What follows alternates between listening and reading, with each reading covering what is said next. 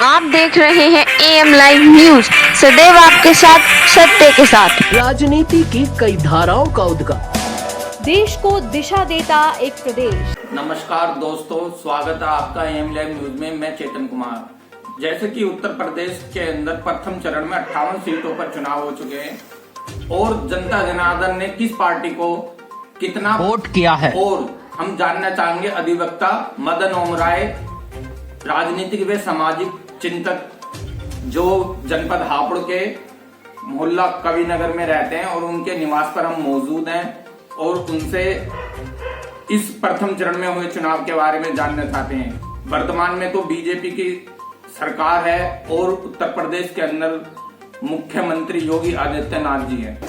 उत्तर प्रदेश के अंदर पश्चिमी उत्तर प्रदेश में 58 सीटों पर चुनाव हो गए हैं, और अगर बात करी जाए तो उत्तर प्रदेश के अंदर किसानों के क्या मुद्दे हैं, आम जनता के क्या मुद्दे हैं, और उस पर आपकी क्या राय है? चेतन जी, आपका बहुत बहुत आभार कि आपने जो है अपना कीमती वक्त निकाल के मुझे दो शब्द कहने का मौका दिया, और क्योंकि आप एक बहुत जिम्मेदार पत्रकार हैं, अच्छी पत्रकारिता आप कर रहे हैं, उसके लिए बहुत बहुत आभार आपका। देखिए, जो किसानों के मुद्दे हैं या 58 सीटों पर जो चुनाव हुआ है उत्तर प्रदेश में, पश्चिमी उत्तर प्रदेश में हुआ है अभी 10 फरवरी में, ये एक पहले चरण का मतदान है, और इस पहले चरण के मतदान से ही बहुत कुछ मतलब जो है दिखाई देने लगा है कि बीजेपी इस समय जो है उसको संघर्ष करना पड़ रहा है, उसका विरोध है, और अन्य जो भी पार्टियां हैं वो हर मुद्दे पे जो है बीजेपी को घेरे हुए हैं। क्योंकि मैं बीजेपी की बात इस वजह से कर रहा हूं कि जो जिम्मेदारी थी एक बढ़िया सुशासन चलाने की, रोजगार के मुद्दा था, महंगाई का मुद्दा रहा है, उसमें लगभग जो है वो हर स्तर से नाकाम दिखाई दी।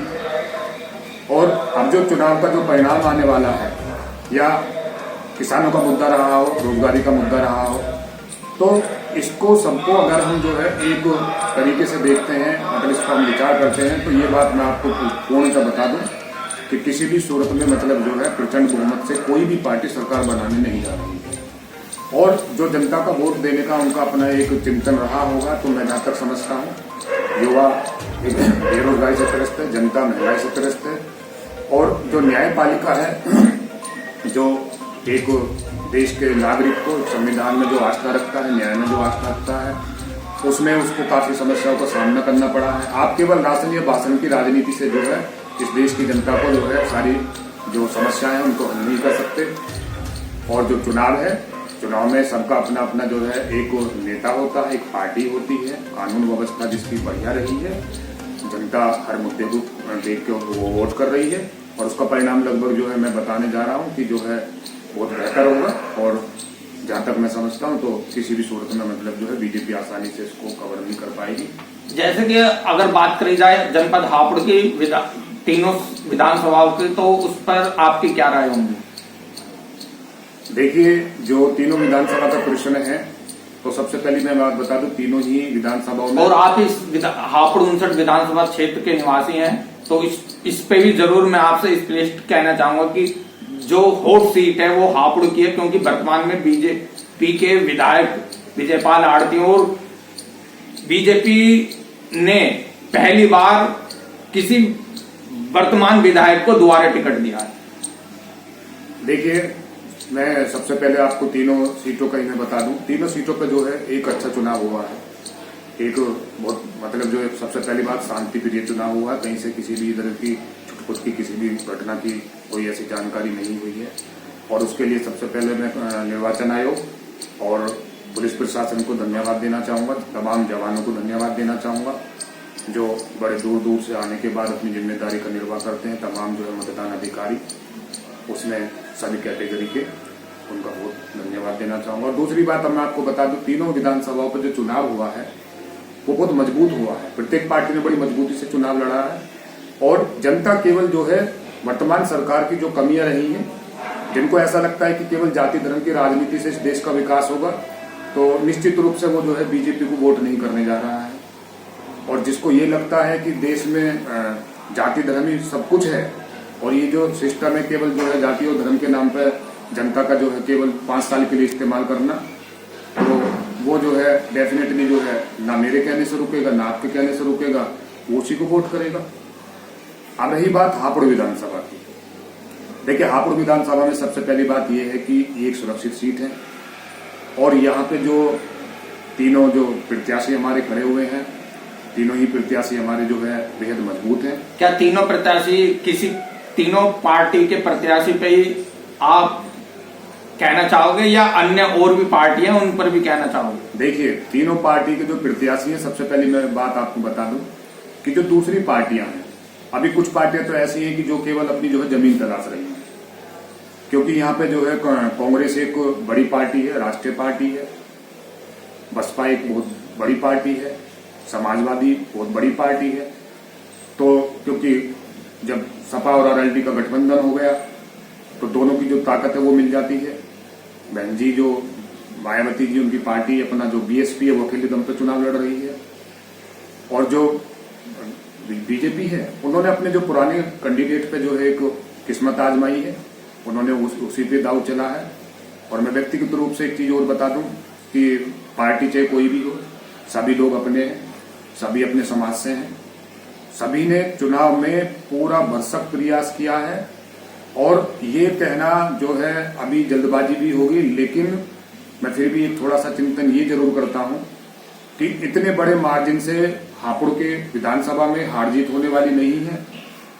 केवल जो है 5 से 10 हजार वोटों के बीच में एक जो है जीत का मार्जिन आएगा और उसमें जो प्रबल संभावनाएं हैं, उसमें प्रबल संभावनाओं में दो पार्टी को मैं मजबूती से देख रहा हूं, क्योंकि बीजेपी का मैंने काफी यहाँ विरोध देखा है। मैं पहले भी कह चुका हूं, जो जाति धर्म की राजनीति से प्रेरित होगा उसमें आस्था रखता होगा वो डेफिनेटली उसको करेगा।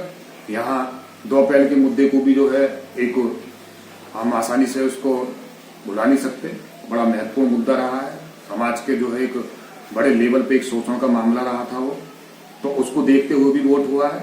बाकी मुद्दे हैं, महंगाई है, चारों तरफ जो आप अभी हापुड़ से निकलिए 3 टोल टैक्स का आपको सामना करना पड़ेगा।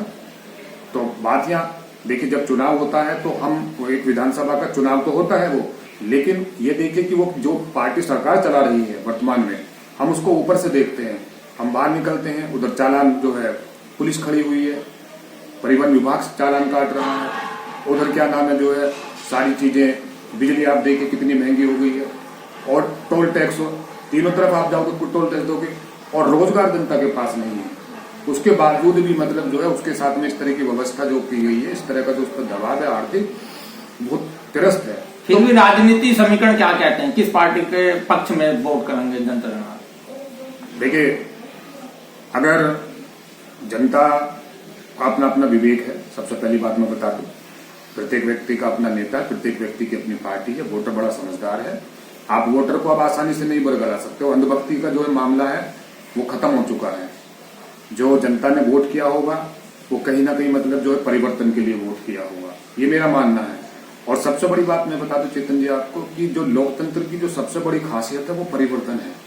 समय बदले ना बदले, समय बदले या ना बदले, मैं बदलूं या ना बदलूं, लेकिन राजनीति में परिवर्तन तय है, सरकारें परिवर्तन करती हैं। तो आप परिवर्तन देखना चाहते हो? देखिए, आप बात को समझ भी रहे हैं, मैं बार बार उसको कह रहा हूं कि परिवर्तन तो तय है, लोकतंत्र की पहचान परिवर्तन ही है और परिवर्तन ही होगा। लेकिन जो आपके जगह पर किसी पार्टी का नाम आ रहा है उसको खुलकर कह दो तो अच्छा होगा। देखिए, जहां तक खुलने की बात है मैं आपको फिर बता देता हूं, राजनीति बड़ी अनिश्चितता का एक जो है मतलब यहाँ पे डेफिनेट कुछ नहीं होता। एन समय पर मतलब जो है एक वोटर भी बदल जाता है, क्योंकि यहाँ की जो विधानसभा की अगर मैं बात करूं तो काफी कुछ मतलब जो है बड़ी संख्या में दलित और मुस्लिम है। अगर इन दोनों वर्गों ने किसी भी एक समाज को मतलब किसी भी एक पार्टी को अपना वोट दिया होगा ज्यादा से ज्यादा संख्या में, तो निश्चित ही मतलब वो जीत रहा है। और जहां तक मेरा अपना खुद का विश्लेषण है तो मैं देख रहा हूं कि क्या नाम है यहाँ पे 2 पार्टी मजबूती से तीसरी पार्टी से ऊपर है। तीसरी पार्टी को आप समझ रहे हैं, बाकी जो गठबंधन है और बसपा यहाँ पे ज्यादा मजबूत है और दोनों में से जो है संभवतः जो है किसी एक के पक्ष में परिणाम जाने वाला है। अभी हम अधिवक्ता मदन ओम राय राजनीतिक व सामाजिक चिंतन से बात कर रहे थे। उन्होंने सीधे सीधे अपनी जुबान पर लाकर कह दिया कि यहाँ से सपा लोकदल के गठबंधन प्रत्याशी व बसपा प्रत्याशी की टक्कर है। बीजेपी जहां तक है पिछड़ती जा रही है। कि वो अपनी सीट यहाँ से बचा पाएगी या नहीं।